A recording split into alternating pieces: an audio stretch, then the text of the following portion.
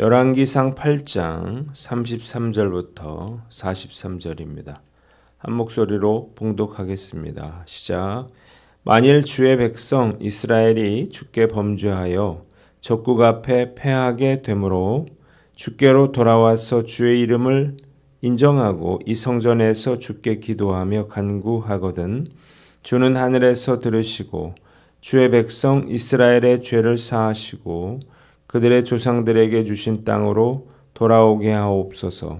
만일 그들이 주께 범죄함으로 말미암아 하늘이 닫히고 비가 없어서 주께 벌을 받을 때에 이곳을 향하여 기도하며 주의 이름을 찬양하고 그들의 죄에서 떠나거든 주는 하늘에서 들으사 주의 종들과 주의 백성 이스라엘의 죄를 사하시고 그들이 마땅히 행할 선한 길을 가르쳐 주시오며 주의 백성에게 기업으로 주신 주의 땅에 비를 내리시옵소서.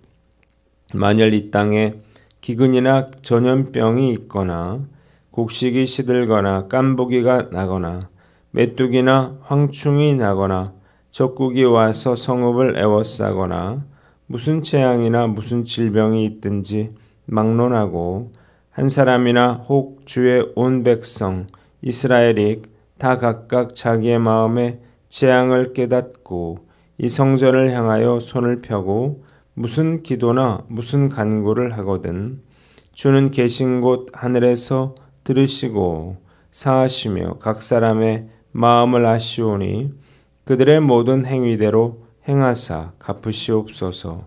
주만 홀로 사람의 마음을 다 아심이니이다. 그리하시면 그들이 주께서 우리 조상들에게 주신 땅에서 사는 동안에 항상 주를 경외하리이다. 또 주의 백성 이스라엘에 속하지 아니한 자, 곧 주의 이름을 위하여 먼 지방에서 온 이방인이라도 그들이 주의 크신 이름과 주의 능한 손과 주의 펴신 팔의 소문을 듣고 와서 이 성전을 향하여 기도하거든 주는 계신 곳 하늘에서 들으시고 이방인이 주께 부르짖는 대로 이루사 땅의 만민이 주의 이름을 알고 주의 백성 이스라엘처럼 경외하게 하시오며 또 내가 건축한 이 성전을 주의 이름으로 일컫는 줄을 알게 하옵소서. 아멘. 계속해서 솔로몬의 기도가 이어지고 있습니다. 자, 먼저 33절로 40절 말씀인데요. 한번 따라해 봅시다. 죄로 인해 재앙 가운데 처했을 때 사해 주실 것을 구함. 솔로몬은 이스라엘 백성들이 범죄하여 재앙을 당할 때에 성전을 향해 기도하고 회개하면 용서해달라 이렇게 기도하고 있습니다. 먼저 첫째로 33절로 34절인데요. 적군에게 패했을 때가 나와 있습니다. 솔로몬은 이스라엘 백성들이 범죄하여서 하나님의 징계를 받아 전쟁에서 패했을 때 성전에서 기도하면 백성들의 죄를 용서하시고 다시 회복시켜달라 이렇게 기도하고 있습니다. 신정국가인 이스라엘에 있어서 전쟁의 패배와 포로가 되어서 자기 땅에서 쫓겨나는 것은 곧 하나님의 징계와 심판을 의미했습니다. 두 번째는 35절로 36절인데요. 주께 범죄함으로 가뭄이 들 때를 위해서 기도했습니다. 자, 솔로몬은 범죄함으로 가뭄이 들어서 비가 내리지 않을 때 성전을 향해서 기도하고 죄에서 돌이키면 그들의 죄를 용서해 주시고 다시 비를 내려달라 이렇게 기도했습니다.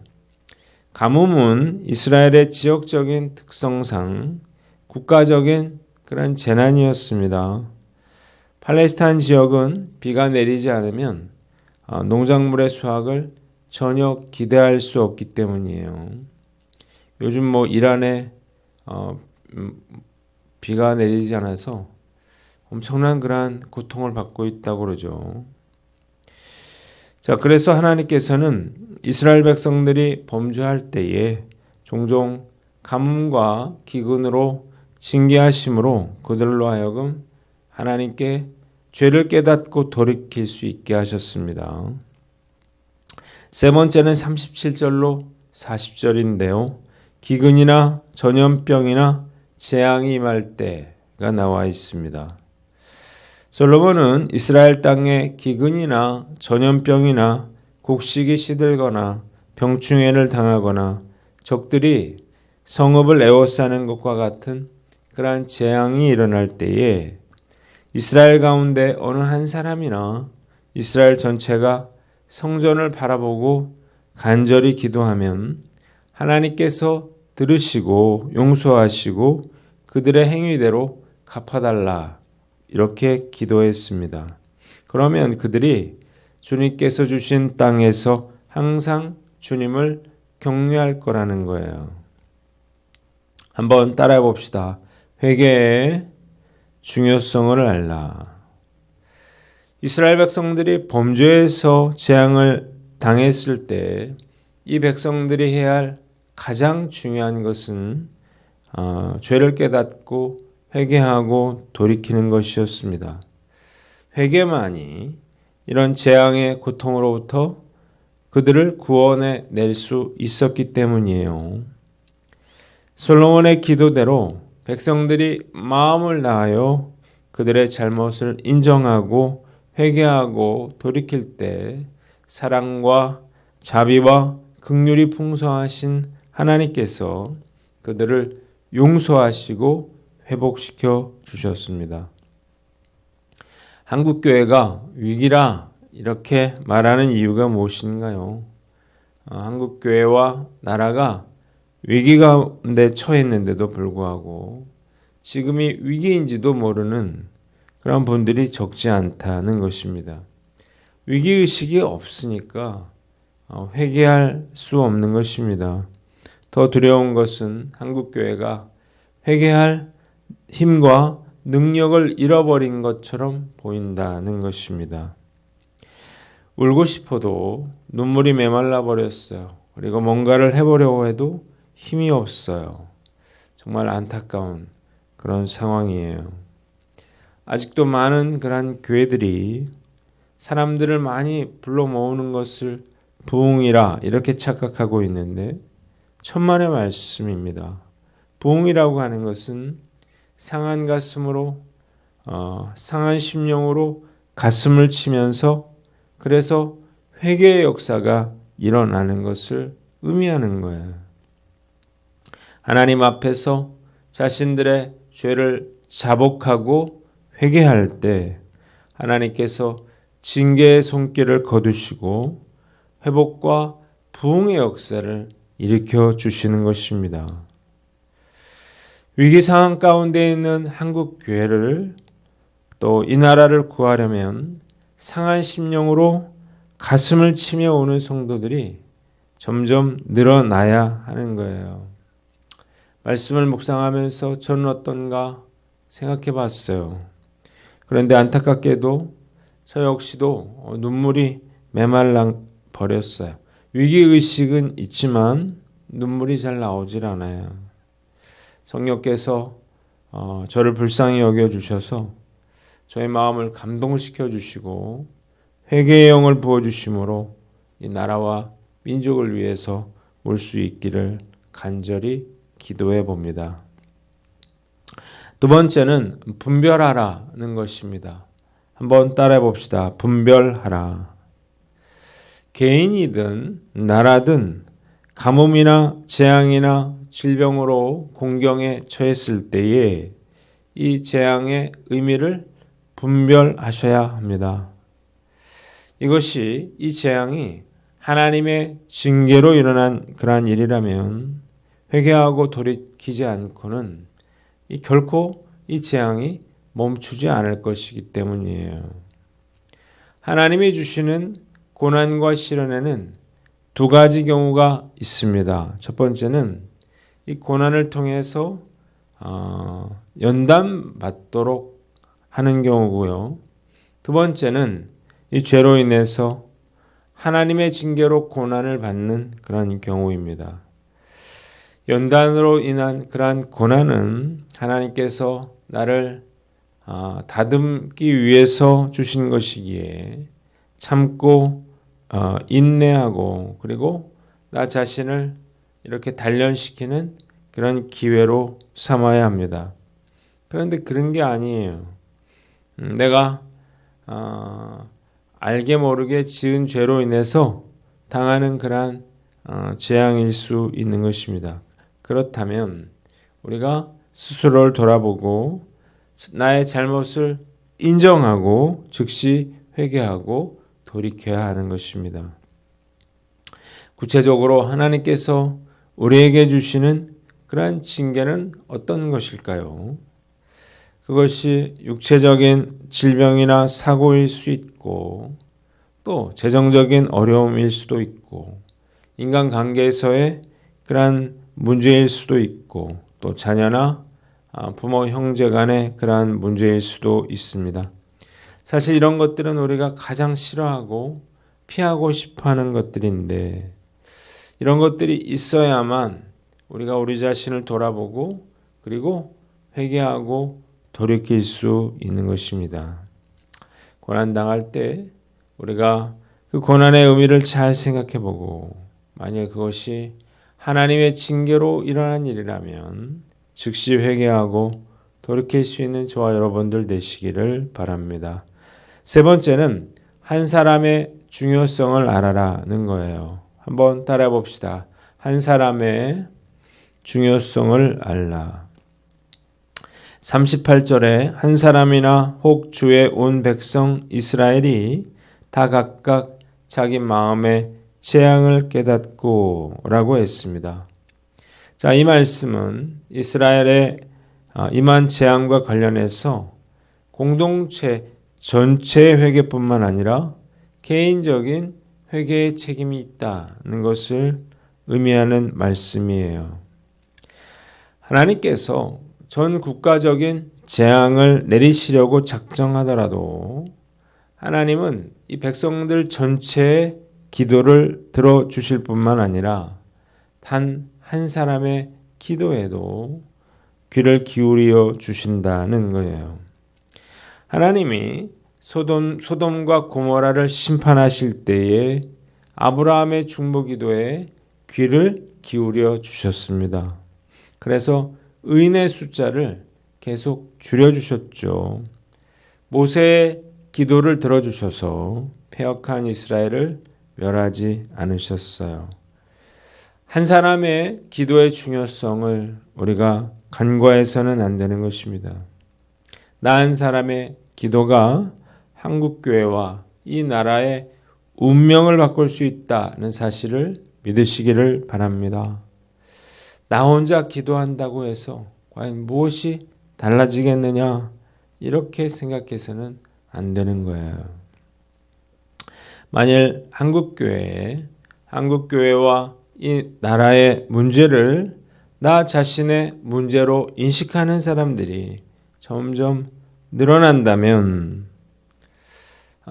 그런 사람들이 점점 더 많이 기도하기 시작한다면 그 기도는 결코 무시할 만한 것이 못 될 거예요. 오늘 한 사람의 기도의 중요성을 알고 사명감을 가지고 한국교회와 이 나라와 민족을 위해 기도하는 저와 여러분들 되시기를 주님의 이름으로 축원합니다. 두 번째 단락은 41절로 43절인데요. 한번 따라해 봅시다. 이방인들의 간구에도 응답해 주실 것을 구함. 솔로몬은 특이하게도 이방인들이라도 주의 크신 이름과 주의 강한 손으로 행하신 일을 듣고 성전으로 와서 기도하면 그 기도에 응답해 달라 이렇게 기도하고 있습니다. 하나님께서 그 이방인들의 기도에도 응답해 주심으로 그들도 하나님을 경외하고 그가 건축한 성전이 주의 이름을 부르는 곳이라는 사실을 알게 해달라는 것입니다. 이방인들이 성전을 찾아와서 기도하고 응답을 받는다고 하는 것, 이것은 이 성전이 만민을 위한 하나님의 임재의 처소가 되었음을 의미하는 것입니다. 하나님이 이스라엘을 택하셔서 그들의 백성을 하나님의 백성을 삼으시고 성전을 짓게 하신 것은 단지 이스라엘 백성들만을 구원하기 위해서는 아니었어요. 이스라엘 백성들을 통해서 모든 족속들이 하나님의 이름을 알고 또 하나님을 경외하는 백성이 되기를 원하셨기 때문이에요. 그러니까 솔로몬의 기도는 하나님의 구속 계획, 아브라함에게 주신 그 하나님의 언약의 성취를 구하는 기도였다는 것입니다. 한번 따라해 봅시다. 잃어버린 영혼을 구하라. 자, 하나님이 이스라엘 백성들을 택하셨다고 하는 것은 이스라엘만을 구원하려고 하는 것이 아니라 이스라엘을 통해서 열방을 구원하고 복 주시기 위함이었습니다. 자, 하나님은 믿지 않은 영혼들이 하나님께 돌아와서 찬양과 경배와 영광을 돌리기를 간절히 원하고 계십니다. 이 마음을 아는 사람이라면 잃어버린 영혼들을 구원하는 일에 최선을 다해야만 하는 거예요. 얼마 전에 감찰 모임에 갔는데 한 목사님이 우리 교단에서 진행하고 있는 성결 전도 대상 선발에 대한 이야기를 해 주었습니다. 제가 교단 일에 관심이 없어서 잘 몰랐는데 지난 6월 1일부터 내년 4월 30일까지를 전도 기간으로 정하고 전도 실적에 따라서 각 지역별 전도왕들을 선정해서 내년 5월 중에 시상을 한다는 거예요. 단순하게 전도 숫자가 아니라 초청, 등록 그리고 세례로 구분해서 점수를 부여해서 전도왕들을 선정하겠다는 거예요. 그러니까 옛날 같았으면은 그냥 한 사람 전도하면 한 명이었는데 그 안 믿는 사람을 전도해서 등록시키고 그리고 그 사람이 세례를 받으면 6점이 되는 거죠. 그러니까 6명을 전도한 것과 같은 효과가 있는 거예요. 그리고 전도왕으로 선정된 분들은 성지순례를 보내준다 그러는데 이야기를 듣고 우리 교회는 작은 교회지만 한번 도전해 보면 좋겠다는 생각이 들었습니다. 그래서 지난 수요 예배 후에 우리 순장님들과 이 건에 대해서 논의했고 온 성도가 전도에 집중할 수 있도록 전도 전략을 잘 짜보기로 했어요. 어제도 제가 노방전도에 나갔는데 어떤 남자분이 교회 한번 나와 보고 싶다 그랬는데 그분은 진심이더라고요. 그래서 그분의 성함과 전화번호를 제가 받아왔는데 요즘 새삼 이렇게 가슴이 뛰고요. 교회를 개척했던 때처럼 희망을 가지고 주님을 위해서 뭔가를 한번 도전해 보고 싶은 그런 마음이 있습니다. 하나님이 특별히 주시는 은혜겠죠. 한 영혼을 구원할 수 있다면, 그래서 하나님을 기쁘시게 해 드릴 수 있다면 결과에 상관없이 전도에 최선의 노력을 기울일 것을 다짐해 봅니다. 오늘 그 하나님의 말씀을 우리 마음에 담고 우리도 역시 한 영혼을 구원하여 하나님께 영광 돌리시는 저와 여러분들 되시기를 주님의 이름으로 축원합니다. 기도하겠습니다. 하나님 아버지, 징계받을 때에 즉시 회개하고 돌이키게 하시고 한 영혼을 구원하여 하나님께 영광 돌리게 하여 주시옵소서.